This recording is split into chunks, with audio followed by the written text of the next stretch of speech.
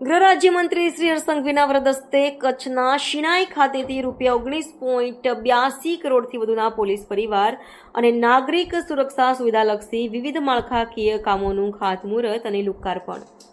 કચ્છ પોલીસે જિલ્લામાં ગેરકાયદેસર દબાણકર્તાઓ અને અસામાજિક તત્વો સામે નિડરતાથી કડક પગલાં લીધા છે. કચ્છના સરહદી વિસ્તારમાં હાજીપીર, ધોરડો અને બાલાસર પોલીસ સ્ટેશનના કાર્યરત થવાથી કાયદો અને વ્યવસ્થાની મજબૂત બનશે. કચ્છની સરહદથી ડ્રગ્સ ઘુસાડીને રાજ્યના યુવાનોને બરબાદ કરવાના પ્રયાસોને કચ્છ પોલીસે નિષ્ફળ બનાવ્યા. કચ્છ પોલીસની ધાક બેસાડતી કાયદાકીય કાર્યવાહી અને ગૌસેવા, શિક્ષણ વગેરે સામાજિક કાર્યોને બિરદાવતા ગૃહ રાજ્યમંત્રી શ્રી હર્ષ સંઘવી કચ્છના શિણાઈ ખાતેથી ₹19.82 કરોડથી વધુના પોલીસ પરિવાર અને નાગરિક સુરક્ષા સુવિધાલક્ષી વિવિધ માળખાકીય કામોનું ખાતમુહૂર્ત અને લોકાર્પણ.